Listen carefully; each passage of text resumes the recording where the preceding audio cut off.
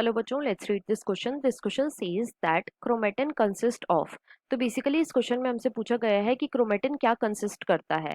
Option A DNA only, option B DNA plus histones, option C DNA plus RNA plus histones plus non histones and option D ribonucleoproteins only. अब अगर इस question के मैं की concept की बात करूं तो इस क्वेश्चन का जो की कॉन्सेप्ट है वो है बच्चों chromatin. Let me right it over here, it is chromatin. अब सबसे पहले तो देखो, जो क्रोमेटिन होता है बच्चों, इसे हम न्यूक्लियो प्रोटीन भी बोलते हैं। इसे हम क्या बोलते हैं? इसे हम न्यूक्लियो प्रोटीन भी बोलते हैं। अब न्यूक्लियो प्रोटीन में जो न्यूक्लियो वर्ड है बच्चों, इसका मतलब होता है न्यूक्लिक एसिड। इसका क्या मतलब होता है? Nucleic acid. और न्यूक्लिक एसिड कौन कौन से होते हैं? तो वो होते हैं बच्चों डीएनए और आरएनए। और यहाँ पे जो प्रोटीन वर्ड है बच्चों, इसका मतलब होता है histone plus non histone proteins. Histone plus non histone chromosomals protein. Right. अब क्वेश्चन में हमसे यही पूछा गया था कि क्रोमेटिन क्या कंसिस्ट करता है, तो वो कंसिस्ट करता है बच्चों DNA, RNA, histone plus non histone. लेकिन इस चीज को हम थोड़ा सा डिटेल में देख लेते हैं। तो देखो, जो डीएनए होता है बच्चों, इसकी अप्रोक्सीमेटली लेंथ कितनी होती है? तो वो होती है 2.2 मीटर। और डीएनए हमें कहाँ पे देखने को मिलता है? तो ये हमें देखने को मिलता है न्यूक्लियस के अंदर। और जो न्यूक्लियस का साइज होता है ये काफी ज्यादा स्मॉल होता है।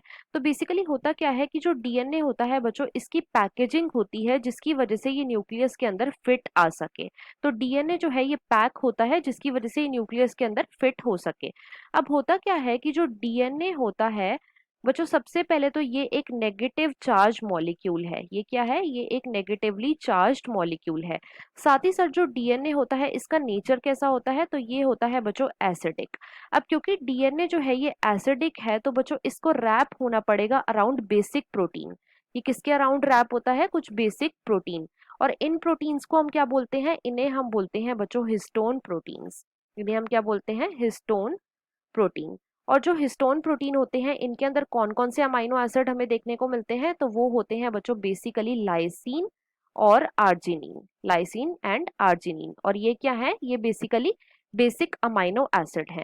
राइट। तो डीएनए जो है ये अपने आप को हिस्टोन प्रोटीन के अराउंड रैप कर लेता है। अब जब भी डीएनए अपने आप को हिस्टोन प्रोटीन के अराउंड रैप करता है, तो जो स्ट्रक्चर बनता है बच्चों, उसे हम बोलते हैं न्यूक्लियोसोम। इसे हम क्या बोलते हैं? न्यूक्लियोसोम। अब जो न्यूक्लियोसोम होते हैं ये काफी सारे बन जाते हैं। और जब न्यूक्लियोसोम कंबाइन होते हैं तो इन्हें हम क्या बोलते हैं? इन्हें हम बोलते हैं क्रोमेटिन। और ये जो क्रोमेटिन होता है, जब भी हम इसे माइक्रोस्कोप के अंडर देखते हैं तो बच्चों हमें एक बीडेड अपीयरेंस शो होती है। बीडेड अपीयरेंस जो है वो देखने को मिलती है। राइट। अब जो ये क्रोमेटिन होता है बच्चों, ये और भी ज्यादा कंडेंस होता है।